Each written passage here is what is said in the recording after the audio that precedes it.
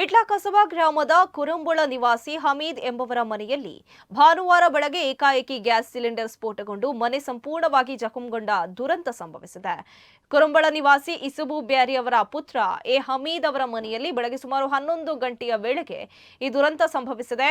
ಮನೆ ಮಾಲೀಕ ಹಮೀದ್ ಅವರು ಪೇಟೆಗೆ ತೆರಳಿದ್ದ ಸಂದರ್ಭದಲ್ಲಿ ಅವರ ಪತ್ನಿ ಖೈರುನಿಸಾ ಅವರು ಅಡುಗೆ ಕೋಣೆಯಲ್ಲಿ ಕೆಲಸ ಮಾಡ್ತಾ ಇದ್ರು. ಈ ವೇಳೆ ಏಕಾಏಕಿ ಗ್ಯಾಸ್ ಸಿಲಿಂಡರ್ನ ರೆಗ್ಯುಲೇಟರ್ ಬಳಿ ಬೆಂಕಿ ಹೊತ್ತಿಕೊಂಡಿದೆ. ಬೆಂಕಿ ಕಾಣಿಸಿಕೊಂಡ ತಕ್ಷಣ ಮನೆಯೊಡತಿ ಖೈರುನಿಸಾ ಬೊಬ್ಬೆ ಹೊಡೆದಿದ್ದು ಕೇಳಿಸಿಕೊಂಡ ನೆರೆಯ ನಿವಾಸಿ ಉಮ್ಮರ್ ತೋಟದಿಂದ ಓಡಿ ಬಂದು ಮೂವರನ್ನು ಅಂಗಳಕ್ಕೆ ಕರೆದೊಯ್ದು ರಕ್ಷಿಸಿದ್ದಾರೆ. ಅವರು ಹೊರಗೆ ಬಂದ ಕೆಲವೇ ಕ್ಷಣಗಳಲ್ಲಿ ಸಿಲಿಂಡರ್ ಭೀಕರವಾಗಿ ಸ್ಫೋಟಗೊಂಡು ಛಿದ್ರಗೊಂಡಿದೆ. ಸ್ಫೋಟದ ತೀವ್ರತೆಗೆ ಮನೆಯ ಗೋಡೆಗಳು ಬಿರುಕು ಬಿಟ್ಟು ಅಡುಗೆ ಕೋಣೆ ಸಂಪೂರ್ಣ ಧ್ವಂಸಗೊಂಡಿದೆ. ಮನೆಯಲ್ಲಿದ್ದ ಗೃಹ ಬಳಕೆಯ ವಸ್ತುಗಳು, ದಾಖಲೆಗಳು ಹಾಗೂ ಪೀಠೋಪಕರಣಗಳು ಗುರುತು ಹಿಡಿಯಲಾಗದಷ್ಟು ಭಸ್ಮವಾಗಿದೆ.